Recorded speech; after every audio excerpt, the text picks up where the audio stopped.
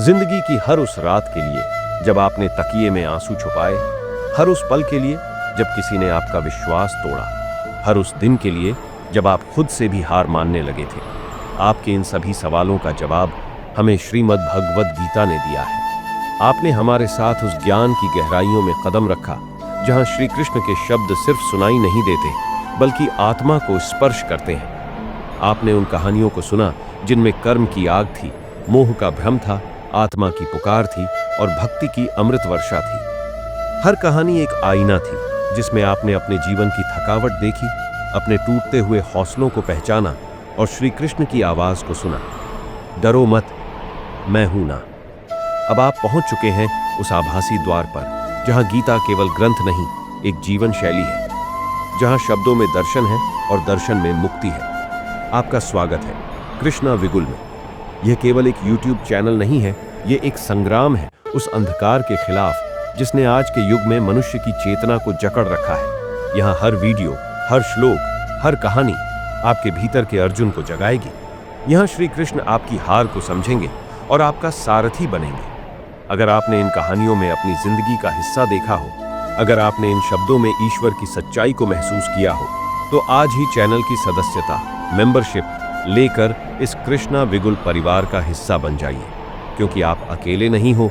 यहाँ हर दिल टूटा है पर श्री कृष्ण ने उसे जोड़ा है, हर सवाल अंधेरे में भटका है पर गीता के ज्ञान ने उसे दिशा दी है। जो अपने जीवन के उद्देश्य को नहीं जानता वह अंधकार में भटकता है, पर जो गीता को जानता है वह स्वयं अपने जीवन का सारथी बन जाता है। श्रीमद् भगवद गीता केवल एक ग्रंथ नहीं अपितु जीवन के समस्त आयामों का दिव्य मानचित्र है। यह हमें न केवल यह सिखाती है कि जीवन को कैसे जिया जाए, बल्कि यह भी बताती है कि मृत्यु से कैसे न डरा जाए। जब अर्जुन रणभूमि में मोह, भ्रम और मानसिक द्वंद्व से जूझ रहे थे, तब भगवान श्री कृष्ण ने उन्हें जो ज्ञान दिया वह युगों तक मनुष्यता का पथदर्शक बना।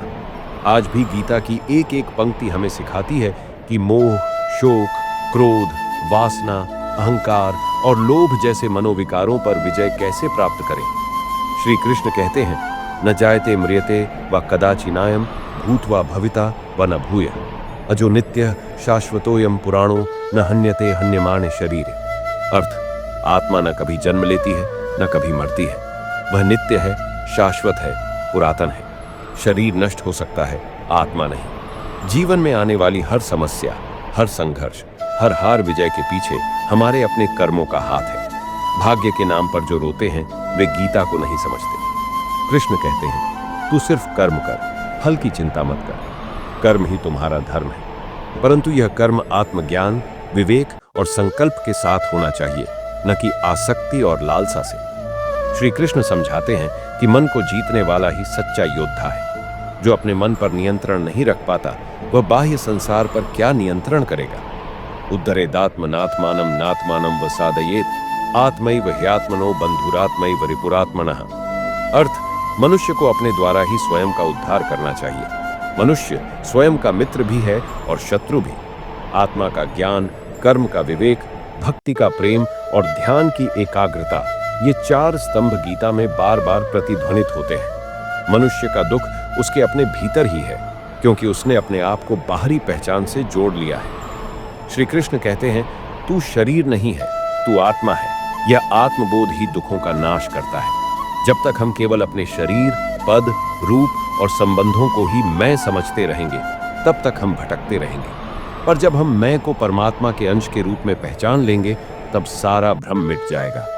गीता कहती है कि जीवन की यात्रा केवल सांसों की यात्रा नहीं है, यह आत्मा की चेतना की यात्रा है। मृत्यु अंत नहीं, परिवर्तन है। जैसे हम पुराने कपड़े छोड़कर नए पहनते हैं, वैसे ही आत्मा पुराने शरीर को छोड़कर नया शरीर धारण करती है। वासांसि जीर्णानि यथा विहाय नवानि गृह्णाति नरो पराणि तथा शरीराणि विहाय जीर्णान्यानि संयाति नवानि देहि। परंतु यह ज्ञान तब तक केवल एक सिद्धांत रहेगा जब तक हम इसे अपने जीवन में नहीं उतारते। जिस प्रकार फूल केवल देखने के लिए नहीं होता, उसका सुगंध जीवन को मधुर बनाने के लिए होती है, वैसे ही गीता केवल पढ़ने के लिए नहीं, इसे जीने के लिए है। जब मन की धाराएं ईश्वर की ओर मुड़ती हैं, तब संसार की हर पीड़ा एक नई चेतना में बदल जाती है। जीवन की गति तब सही दिशा में बहती है जब कर्म अपने पवित्रतम रूप में होता है और उद्देश्य केवल स्वयं की प्राप्ति नहीं बल्कि संपूर्ण जगत की सेवा बन जाता है। श्रीमद् भगवद गीता हमें कर्म योग का वही रहस्य समझाती है जहां कर्म केवल कामना पूर्ति का साधन नहीं बल्कि आत्मा के उत्थान का मार्ग है। श्री कृष्ण स्पष्ट कहते हैं, हे अर्जुन, तू केवल कर्म कर, फल की इच्छा मत रख, क्योंकि फल पर तेरा अधिकार नहीं है। ये उपदेश जितना सरल सुनाई देता है उसका जीवन में पालन उतना ही कठिन है, क्योंकि मनुष्य का मन निरंतर भविष्य की चिंता करता है, फल की अपेक्षा करता है और जब फल अनुकूल न हो तो वह हताशा में डूब जाता है। परंतु यही वह क्षण होता है जहां मनुष्य को सीखना होता है कि उसके दुख का कारण उसका कर्म नहीं अपितु उसकी कर्म के प्रति आसक्ति है।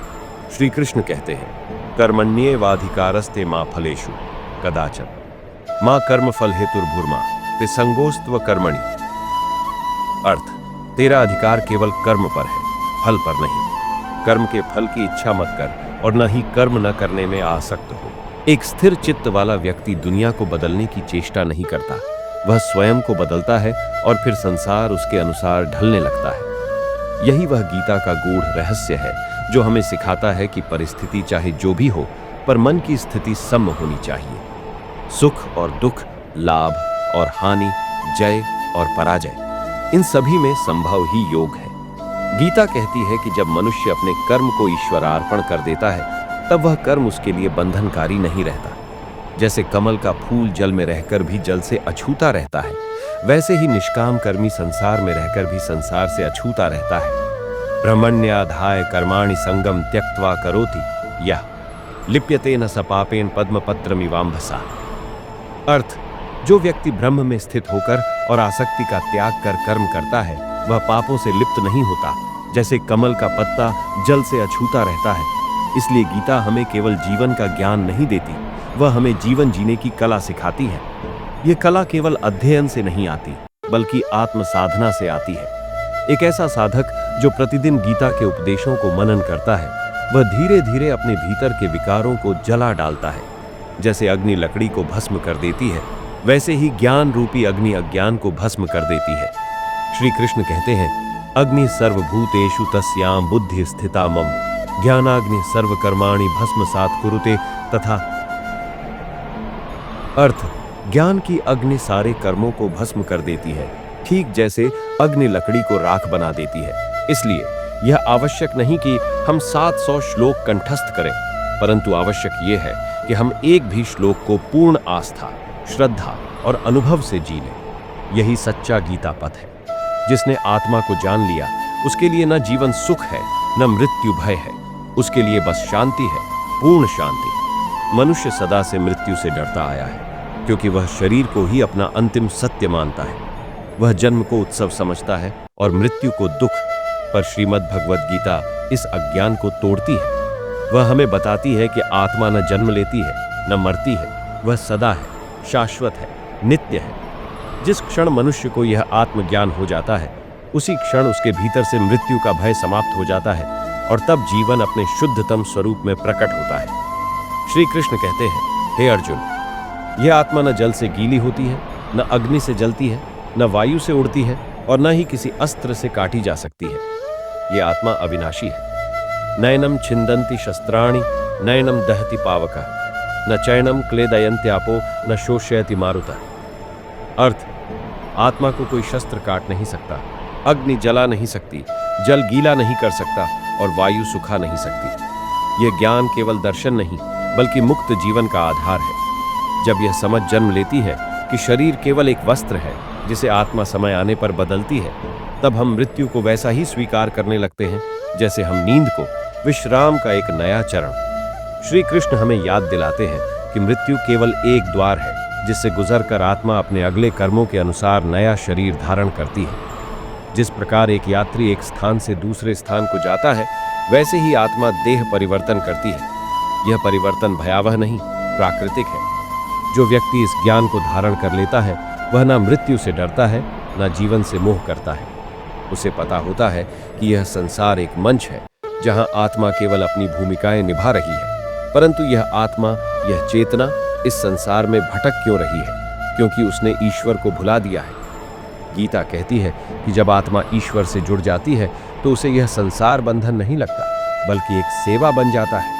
यह जुड़ाव भक्ति के माध्यम से संभव होता है। श्री कृष्ण कहते हैं, जो व्यक्ति मन, बुद्धि और आत्मा को मुझ में अर्पित करता है वह मेरा हो जाता है और मैं उसका। यह कोई साधारण वचन नहीं है, यह उस परम शक्ति की घोषणा है जो कहता है, तुम बस मुझ में लीन हो जाओ। मन मना भव मद भक्तो मद्याजी माम नमस्कुरु मामे वैश्यसी सत्यम ते प्रतिजाने प्रियोसी में। अर्थ, तू मन से मुझे स्मरण कर, मेरा भक्त बन, मेरी पूजा कर और मुझे प्रणाम कर। तू निश्चित रूप से मुझको प्राप्त होगा, यह मेरा वचन है, क्योंकि तू मुझे प्रिय है। भक्ति कोई औपचारिकता नहीं है, यह हृदय की वो पुकार है जो मौन में भी ईश्वर तक पहुंचती है। जब मनुष्य निष्कपट होकर हृदय की सच्चाई से प्रभु को पुकारता है, तब संसार की हर शक्ति मिलकर उसे उसकी मंजिल तक पहुंचाती है। गीता बार बार यह समझाती है कि भक्ति और ज्ञान जब मिलते हैं तो मोक्ष का द्वार स्वयं खुल जाता है। ईश्वर को प्राप्त करना कोई असंभव कार्य नहीं। श्री कृष्ण स्वयं अर्जुन से कहते हैं कि जो मुझे श्रद्धा से स्मरण करता है वह अंत समय में मुझे ही प्राप्त करता है और फिर जन्म मरण के चक्र से मुक्त हो जाता है। यम यम वापि स्मरण भावम त्यजत्यन्ते कलेवरम तम तमेवैति कौन्तेय सदा तद्भाव भावितः। अर्थ, जो व्यक्ति मृत्यु के समय जिस भाव को स्मरण करता है वही भाव उसकी अगली गति बनता है। इसीलिए जीवन में भक्ति को केवल भजन, पूजा, आरती तक सीमित मत समझो। भक्ति वह अवस्था है जहां तुम अपने मन, वाणी और कर्म से ईश्वर को समर्पित हो जाते हो। जब भोजन बनाओ, सेवा भाव से बनाओ। जब बोलो, सत्य और प्रेम से बोलो। जब चलो, अपने पथ को ईश्वर की ओर समझकर चलो। यही सच्चा योग है, यही सच्चा धर्म है, यही सच्ची साधना है। गीता हमें बताती है कि ईश्वर हमारे बाहर नहीं, हमारे भीतर है। बस हमारी आंखों पर मोह का पर्दा पड़ा है, हमारी बुद्धि भ्रमित है। जैसे अंधेरे में दीपक दिखाई नहीं देता, वैसे ही अज्ञान में ईश्वर दिखाई नहीं देता। लेकिन जैसे ही ज्ञान का प्रकाश आता है, वैसे ही भगवान हर कण में प्रकट हो जाते हैं। सर्वस्य चाहम हृदि सन्निविष्टो मत्तः स्मृतिर्ज्ञानम पोहणम च वेदैश्च सर्वैरहमेव वेद्यः वेदांत कृद्वेद विदेव चाहम। अर्थ, मैं सबके हृदय में निवास करता हूँ, मुझसे ही स्मृति, ज्ञान और विवेक उत्पन्न होते हैं। समस्त वेदों का उद्देश्य मुझे जानना है। तो हे, जब भी निराशा आए, मृत्यु का भय आए, जीवन व्यर्थ लगे, तो गीता पढ़ो। श्री कृष्ण का वह स्वरूप तुम्हारे भीतर जागेगा जो अर्जुन को रणभूमि में खड़ा कर सका। यह कोई साधारण ग्रंथ नहीं, यह आत्मा की पुकार है, परमात्मा की वाणी है और मोक्ष की सीढ़ी है। जो इसे पढ़े उसका उद्धार निश्चित है, जो इसे जिए वह मुक्त है और जो इसे दूसरों तक पहुंचाए वह सच्चा गीता सेवक है। यही श्री कृष्ण का सच्चा संदेश है। भय नहीं, भक्ति रखो, मोह नहीं, मोक्ष की ओर बढ़ो। जब आत्मा झुकती है प्रभु के सामने, तब संसार की सारी शक्तियां उसे ऊपर उठाने लगती हैं। गीता का चरम तब आता है जब अर्जुन, जो अब तक ज्ञान, भक्ति और योग के अनेक रूपों में श्री कृष्ण से मार्गदर्शन प्राप्त कर चुका होता है, ईश्वर से एक निवेदन करता है, हे प्रभु, मैं आपके विराट स्वरूप को देखना चाहता हूँ। यह कोई साधारण इच्छा नहीं थी, ये उस साधक की पुकार थी जिसने अब तक शब्दों के माध्यम से जाना, पर अब प्रत्यक्ष अनुभूति चाहता था। और श्री कृष्ण, जो केवल उपदेशक नहीं, स्वयं परब्रह्म है, उन्होंने अर्जुन को दिव्य नेत्र प्रदान किया और अपने विराट रूप का दर्शन कराया, जिसमें सैकड़ों सिर, हजारों आंखें, अग्नि जैसे तेजस्वी स्वरूप, आकाश भर ध्वनि, समय के चक्र की गति, देवताओं की स्तुति और संसार के समस्त प्राणियों का उद्गम एवं विलय दिखाई पड़ा। अर्जुन कांप उठता है, उसकी बुद्धि स्थिर नहीं रहती, वह घबरा जाता है और कह उठता है, हे विश्वरूप, मैं आपको पहचान नहीं पा रहा, आप कौन हैं? श्री कृष्ण तब कहते हैं, मैं काल हूँ, संसार का संहारक, मैं जन्म भी हूँ और मृत्यु भी, मैं रक्षक भी हूँ और भक्षक भी। यह विराट दर्शन हमें सिखाता है कि ईश्वर केवल प्रेममय या शांत नहीं, वह संपूर्ण है, वे निर्माण भी हैं और विनाश भी। यही गीता का महाशब्द है, योगेश्वर कृष्ण, जिनमें संसार के समस्त विरोध एकत्व हो जाते हैं। कालोस्मि लोकक्षकृत प्रवृद्धो लोकान् स्महर्तुमिह प्रवृत्तः। अर्थ, मैं काल हूँ, लोकों को नष्ट करने वाला, यहाँ सबको समाप्त करने के लिए प्रकट हुआ हूँ। इस श्लोक में श्री कृष्ण यह नहीं कहते कि मैं विनाश कर रहा हूँ, वे कहते हैं कि मैं काल हूं, यानी समय। समय से कोई बच नहीं सकता, न रावण, न कंस, न दुर्योधन, न अर्जुन, न हम। इसलिए गीता सिखाती है कि समय के सामने झुको नहीं, समझदारी से उसे अपनाओ। वक्त को बदलना तुम्हारे हाथ में नहीं, पर वक्त में कैसे खड़ा रहना है ये तुम्हारे विवेक और भक्ति पर निर्भर करता है। अर्जुन जो अब तक युद्ध से भाग रहा था, अब वह युद्ध के लिए तैयार हो जाता है, क्योंकि अब उसमें विवेक, श्रद्धा और सबसे बढ़कर समर्पण आ चुका था। श्रीमद् भगवद गीता का अंतिम और सबसे गहन संदेश यही है, समर्पण ही मोक्ष है। जब मनुष्य यह स्वीकार कर ले कि मैं कुछ नहीं हूं, सब कुछ परमात्मा है, तब उसके भीतर का अहंकार टूटता है और वहां भक्ति जन्म लेती है। श्री कृष्ण स्पष्ट रूप से कहते हैं, सर्वधर्मान परित्यज्य मामेकम शरणम व्रज, अहम त्वाम सर्व पापेभ्यो मोक्षयिष्यामि मा शुचः। अर्थ, तू सभी धर्मों को त्याग कर केवल मेरी शरण में आ जा, मैं तुझे सभी पापों से मुक्त कर दूंगा, चिंता मत कर। यह कोई साधारण वचन नहीं, यह ईश्वर का वचन है जो कहता है कि चाहे तुमने कितने भी पाप किए हों, कितनी भी गलतियां की हों, तुम अगर सच्चे हृदय से मेरी शरण में आ जाओगे तो मैं तुम्हें मुक्त कर दूंगा। गीता बार बार हमें यह नहीं कहती कि तुम महान बनो, वह कहती है सच्चे बनो, सरल बनो, समर्पित बनो। ईश्वर तुम्हारे कर्म देखता है, पर उससे भी पहले वह तुम्हारा भाव देखता है। कोई भूखा को रोटी देकर फोटो खिंचवाता है और कोई चुपचाप किसी बूढ़ी मां के पैरों दबा देता है। श्री कृष्ण दूसरे को अधिक प्रिय मानते हैं। समर्पण का यह भाव तब आता है जब हम अपने भीतर के अहंकार को नष्ट करते हैं, जब हमें यह समझ आता है कि जो हो रहा है वह मेरे वश में नहीं, पर मैं जैसा सोचता और करता हूं वह मेरे वश में है। यही आत्मसंयम है, यही ज्ञान है, यही गीता है। एक साधक जब इस भाव में आ जाता है तो वह क्रोध नहीं करता, मोह में नहीं फंसता, तृष्णा नहीं पालता और सबसे बड़ा, वह किसी से तुलना नहीं करता। उसे यह बोध हो जाता है कि मैं वही आत्मा हूं जो चिरंतन है, जो श्री कृष्ण का अंश है। यही आत्मबोध ही उसका उद्धार करता है। स्वधर्मे निधनम श्रेयः परधर्मो भयावह। अर्थ, अपने धर्म में मर जाना भी कल्याणकारी है, पराये धर्म में चलना भय उत्पन्न करता है। आज के इस युग में गीता केवल पूजा पाठ की वस्तु नहीं, वह एक जीवन पद्धति है। जब तुम जीवन की कठिनाइयों से घिरो, जब अपने ही लोग तुम्हें त्याग दें, जब मन टूट जाए, तो याद रखना, श्री कृष्ण ने अर्जुन को युद्ध में खड़ा किया था, हार में नहीं। श्री कृष्ण ने कभी यह नहीं कहा कि मैं युद्ध लूंगा, उन्होंने कहा मैं तुम्हारा सारथी बनूंगा। यही उनका प्रेम है। वे तुम्हारे लिए लड़ते नहीं, पर तुम्हें लड़ना सिखाते हैं। वे तुम्हें भाग्य नहीं देते, पर भाग्य बनाने की हिम्मत देते हैं। इसलिए यह अंतिम संदेश है, जीवन में कभी किसी भी परिस्थिति में अपने कर्म से भागो मत। गीता कहती है, डरो मत, संदेह मत करो, बस चलो, मैं तुम्हारे साथ हूं। यही उस प्रेम की पराकाष्ठा है जो मनुष्य को ईश्वर से जोड़ती है। श्रद्धावान लभते ज्ञानम तत्पर संयतेन्द्रिय, ज्ञानम लब्ध्वा पराम शांतिम चिरेणाधिगच्छति। अर्थ, श्रद्धावान, इंद्रियों को संयमित रखने वाला साधक शीघ्र ही ज्ञान प्राप्त करता है और परम शांति को प्राप्त करता है। तो अंत में बस इतना ही, गीता को पढ़ो नहीं, गुणो, समझो नहीं, जियो, और प्रचार नहीं करो, प्रसार बनो। हर दिन यदि तुम एक भी श्लोक को अपने जीवन में उतार लो, तो हर रात तुम मृत्यु से डरना छोड़ दोगे। हर दिन तुम श्री कृष्ण को सारथी बनाओगे, तो जीवन का हर युद्ध तुम जीतोगे। यही श्रीमद् भगवद गीता का अंतिम, शाश्वत और अविनाशी वचन है।